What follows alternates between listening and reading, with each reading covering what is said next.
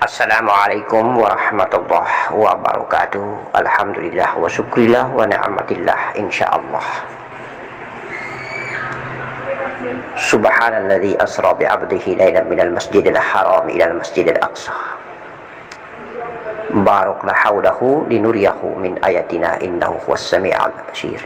Insyaallah.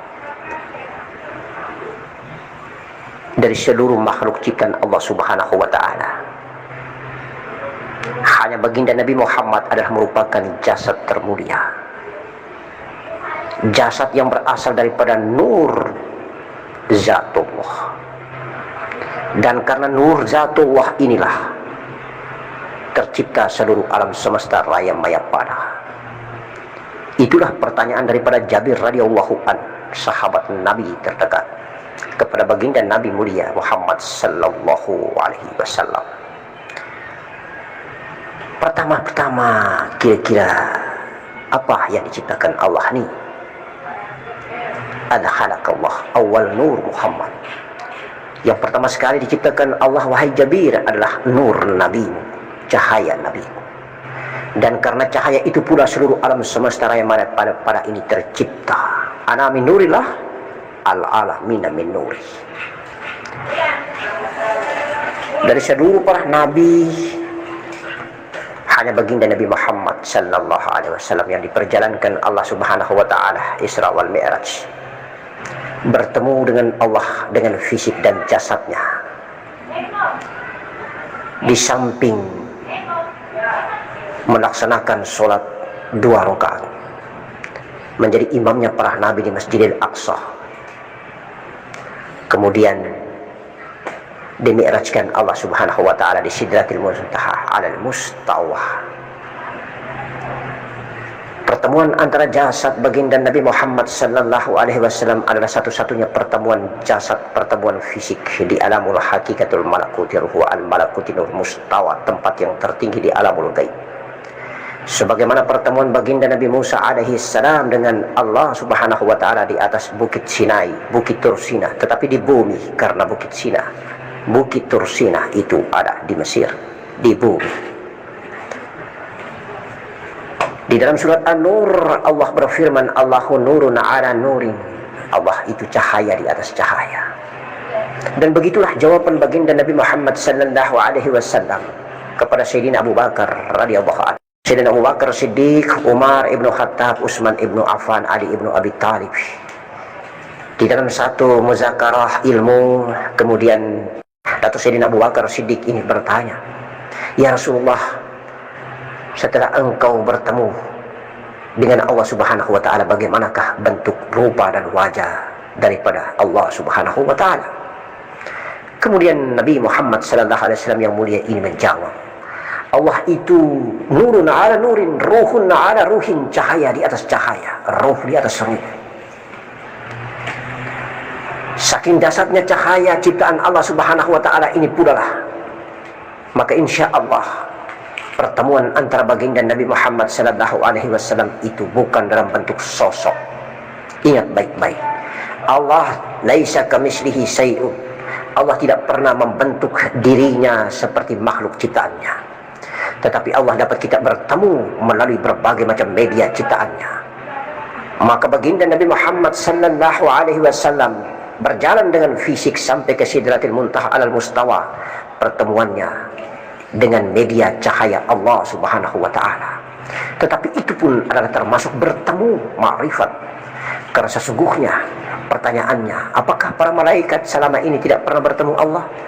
Apakah baginda Nabi Adam alaihissalam dan Ummi Hawa ketika belum dipindahkan dari Jannatul Firdaus ke alam bumi, dia tidak bertemu Allah? Lalu bagaimanakah media pertemuan antara Nabi Adam alaihissalam dan Ummi Hawa radhiyallahu anha itu dengan Allah Subhanahu wa taala di al-malakutir ruh, di Jannatul Firdaus sebelum mereka dipindahkan ke alam bumi? Lalu bagaimanakah kisah media pertemuan antara para malaikat itu dengan Allah Subhanahu wa taala yang sekarang di al-malakutir ruh wa al-malakutin nur, di negerinya Allah?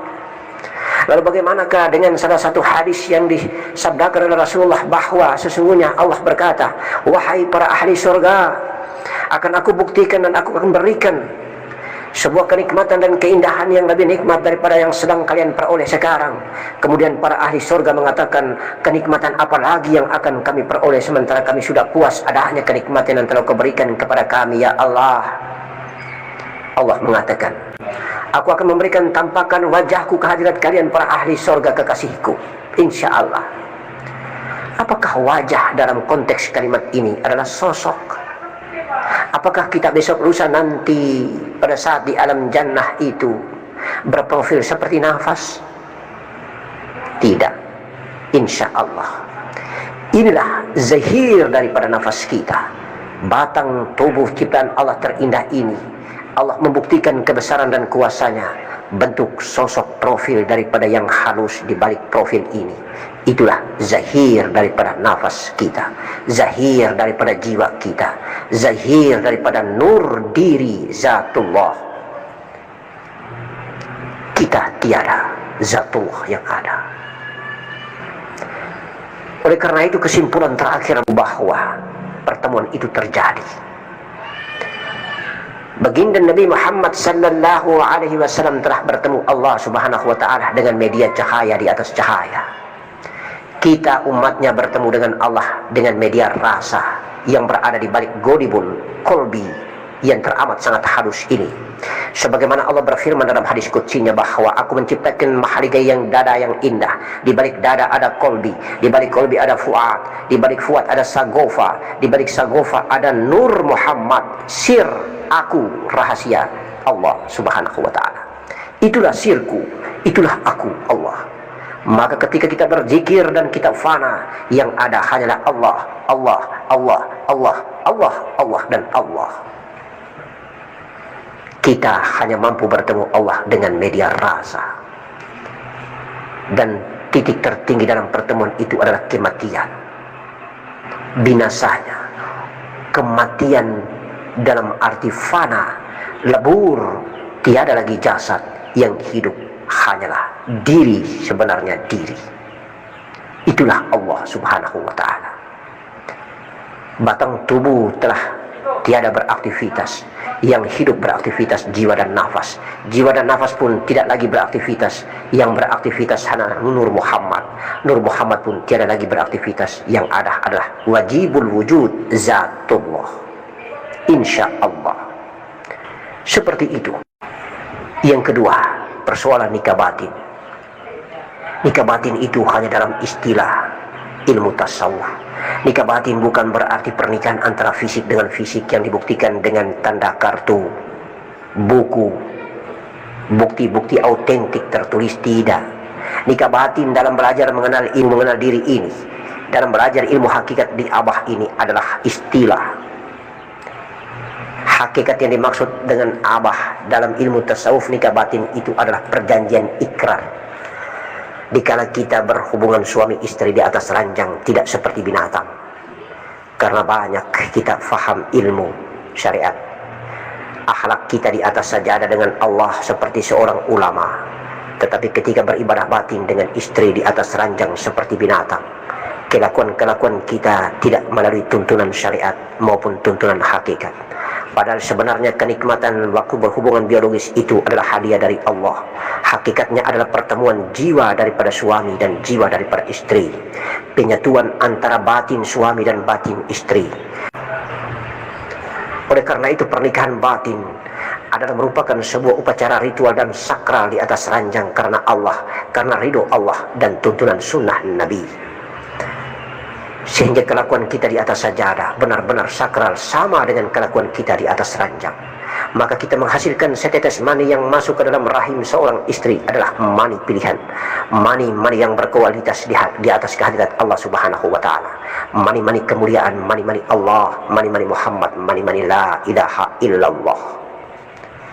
Bukan mani-mani kafir yang ditanamkan akibat daripada akhlak perbuatan seperti binatang di atas ranjang. Nafsu yang ditanamkan adalah nafsu bumi, nafsu bukan nafsu rabania, nafsu binatang yang diberikan kepada istrinya, hasil olahan manajemen seperti binatang di atas ranjang. Untuk itu maka pernikahan batin ini adalah merupakan pernikahan sakral yang harus tertuntun, sehingga apabila seorang suami meninggal, istri tidak menikah lagi, istri pun meninggal, suami tidak bisa menikah lagi. Karena sudah terjadi ikraran perjanjian batin antara suami dan istri, saling cinta mencintai, kasih mengasihi, seperti lambang daripada syahadat asyhadu an la ilaha illallah wa asyhadu anna muhammadar rasulullah. Penyatuan antara syahadat Allah dan syahadat Rasul, tiada berpisah antara Allah dan Muhammad. Muhammad tiada berpisah dengan Allah. Itulah zat dan sifatnya, itulah zat Allah dan Nur Muhammad, itulah zahir dan batin, itulah jiwa dan nafas. Darah yang bercampur makanan bumi menjadi gelap ketika tidak mengalir pada saluran ilahiyah nurun syahwatik. Cahaya ilahi pada syahwat bumi maksudnya. Itulah nurun syahwatik. Ilahiyah nurun syahwatik. Darah yang bercampur makanan bumi yang haram membuat merah berubah menjadi hitam. Karenanya masuklah makanan bumi ini. Sekali lagi masukkanlah makanan bumi ini dengan selalu menyebut Bismillahirrahmanirrahim. Mengapa? Agar cahaya ba, sin, mim, lam, lam, ha, ruh mani rahman pada sulbi laki-laki dan ruh mani rahim pada dada perempuan bersinar penuh dengan rahmat dan barokah. Apabila tersaring menjadi saripati makanan, kemudian diolah menjadi darah. Darah mutmainnah, darah rabaniyah yang mengafalkan sifat Tuhan yang hakikiyah. Yang mengafalkan sifat Tuhan yang hakikiyah. Syariatnya bergerak, hakikilah yang membenarkannya. Setiap syariatnya yang bergerak, hakikilah yang membenarkannya. Nur Muhammad cahaya mulia telah mengunjungi otak fikir zahir ini. Sekali lagi itu berarti Nur Muhammad cahaya mulia ini telah mengunjungi otak fikir zahir ini. Nur Muhammad cahaya mulia ini pula telah mengunjungi dan memeluk darah di dalam jantung. Sehingga aktual hidupnya manusia itu telah mengamalkan sifat-sifat Allah atau Nur Muhammad cahaya mulia secara kafah. Nur Muhammad, Fuadi dan Saghofah dari negeri kolbu adalah gardu cahaya dari balik sir dan aku maha cahaya.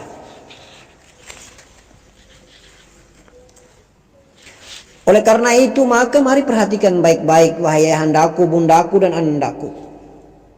Mari kita perhatikan dengan teliti dan seksama. Aku hamba dan aku Allah ada pada kepala zahir menjadi debat rivalitas dalam mengambil keputusan tentang kebenaran.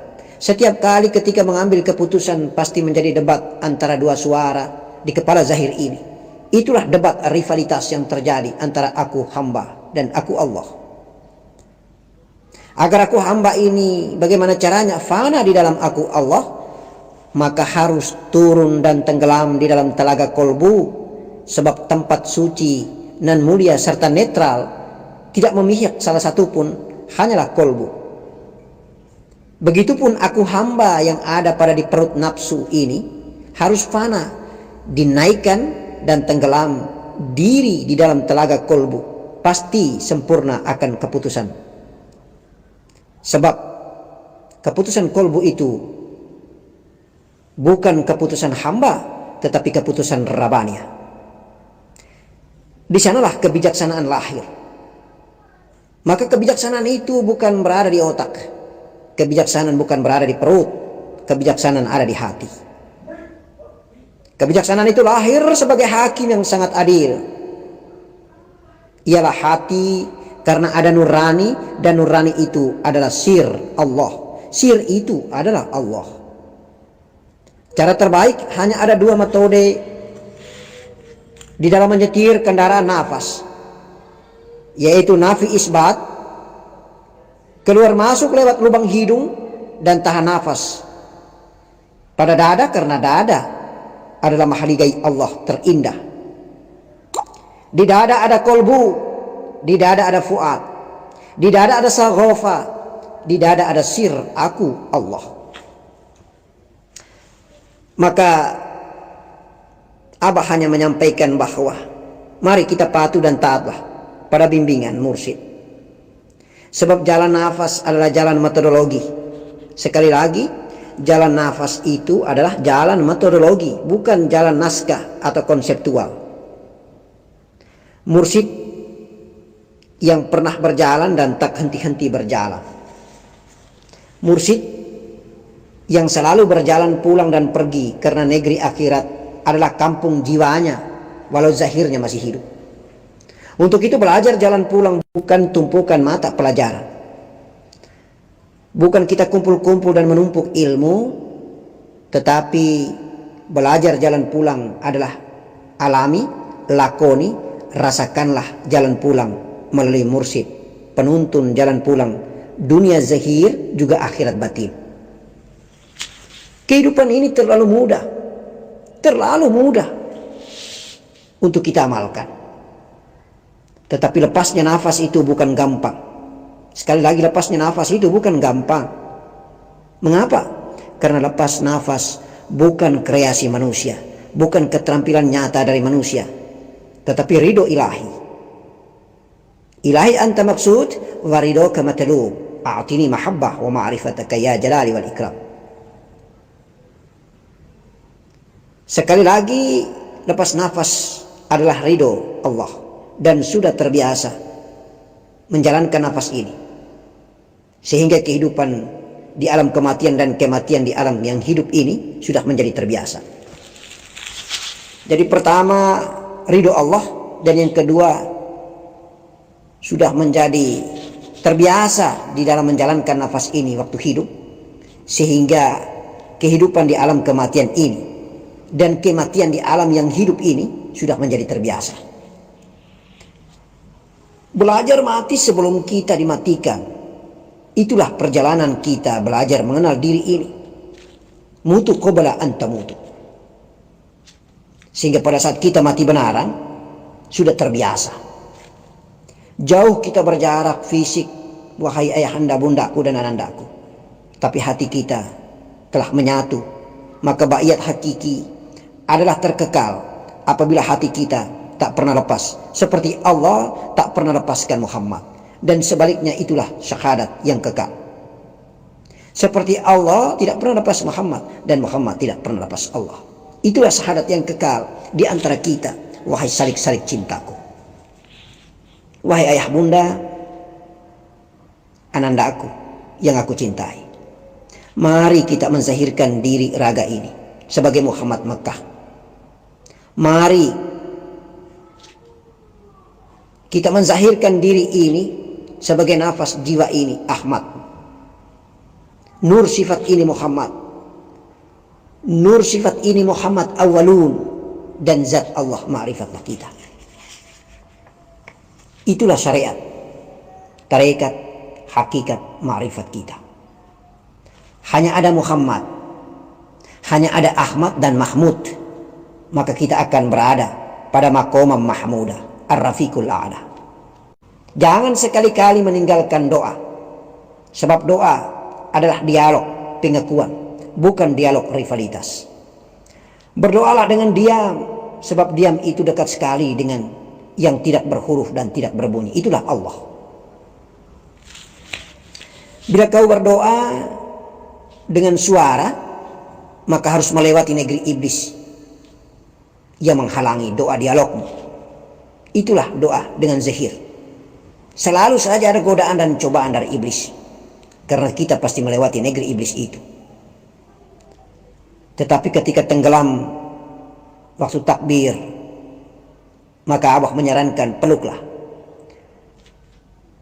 Itulah Imam Syafi'i mengajarkan kepada kita dalam mazhabnya.